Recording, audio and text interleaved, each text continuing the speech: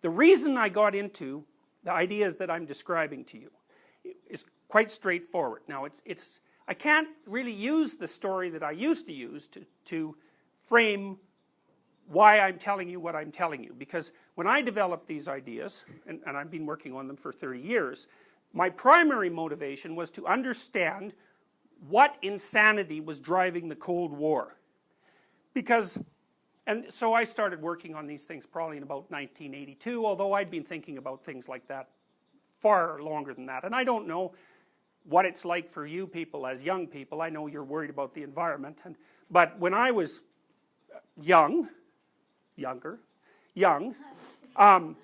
everyone I knew was very, very obsessed with the idea that there was likely going to be a thermonuclear war. And we didn't assume that it was certain, but we certainly assumed that it was highly probable, you know, and things came pretty damn close. So I'll tell you a story. So one time, about 10 years ago, I went to Arizona, and I went to see a Patriot missile site. And the Patriot missiles were the early intercontinental ballistic missiles. Now, a ballistic missile is an interesting entity because, you know, if you think about something like what do they call those? Cruise missiles.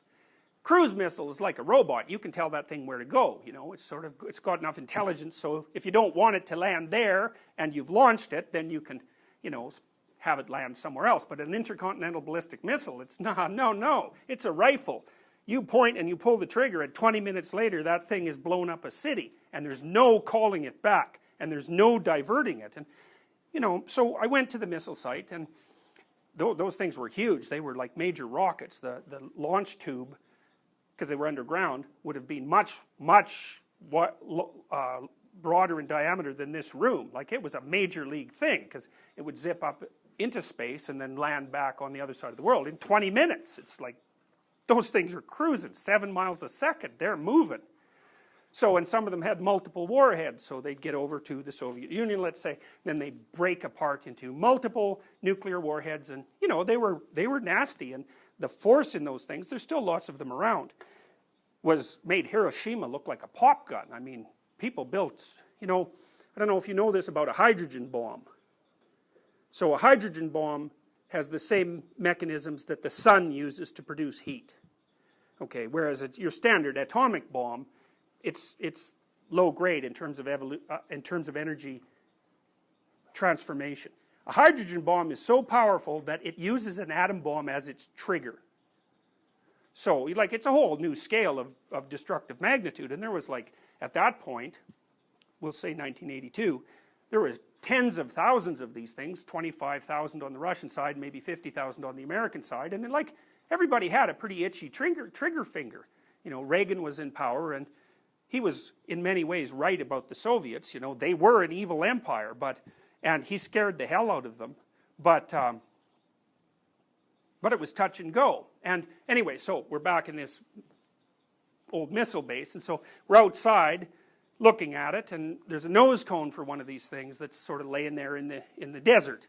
And so that was kind of an eerie thing. So it was about this high and probably about 12 feet in diameter, and it was made out of plastic about that thick. It was sort of variegated plastic, a little bit clear, and that was the thing that would melt off when the missile re-entered the atmosphere. So it was like, you know, it was a weird artifact. You couldn't just stand beside that thing and, you know, think neutral thoughts. It was like, that's a wicked thing. So then we went underground, and it was very bizarre. It was surreal, because the first thing we passed through was like this museum front, because it was a museum, and it was sort of like your grandmother's nuclear missile site, because it was staffed by volunteer seniors, and, you know, there was a little guest book that you could sign. It was sort of pine paneled, and it was like, you know, Southern Americans are pretty hospitable, so they were sort of happy to see you, and it was like, like I said, it was like your grandmother's nuclear missile site. So that was bloody weird. And then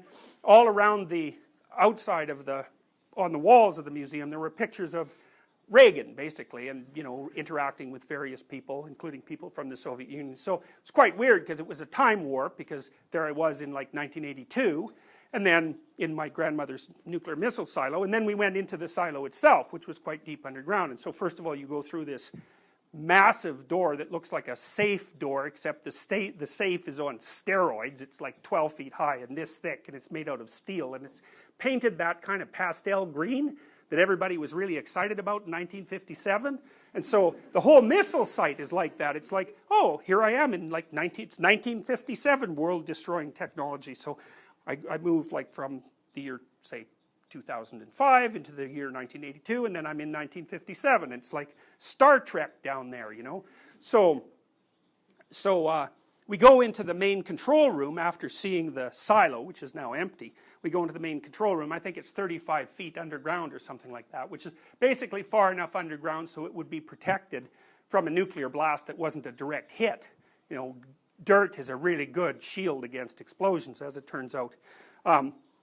Anyway, so we're down there, and one of the control tables is over there, and it looks like the Star Trek, you know, control module, except it's 1957, so everything switches and so forth, and you know, the technology is kind of rough. And there's another control desk here, and they say, well, would you like to go through a simulated missile launch? And you know, of course, that was definitely my idea of a good time. So they showed us what their protection was. And so what happened was, there's like a little place on that side, and there's a little place on that side, and there's a key. And I believe that the people who had the keys wore them around their necks, although that might not be right. They may have been stored, but I think they wore them around their necks. Makes sense, right? Because that's really high security, wearing the key around your neck. And so the deal was, if you wanted to launch a missile, that like person A was over there with their key, and person B was over there with their key, because you needed two people to launch the missile. And then you both put your keys in at the same time, and then you turned them and you held them for 10 seconds. And then bang, right? God only knows what happens next. And so then they said, someone said, how close did you get? And they said, well, the keys were in the lock at one point. Now, they wouldn't tell us when, but we knew when. It was during the Cuban Missile Crisis.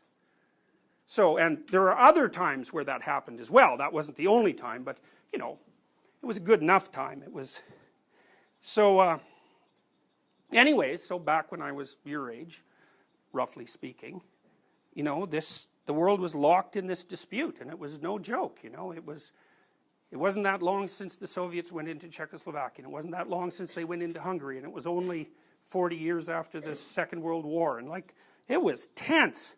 It was tense. And lots of people I knew, maybe maybe it was just justification for their own psychological nihilism, but they had a hard time being concerned about their futures because they really didn't think they were going to have any. And so it was a heavy pall that was over everyone's spirits. And it really did peak again in about 1982 under Reagan. And there was a whole bunch of movies made at that time about nuclear destruction, including one called The Day After, which you may have watched or may not have.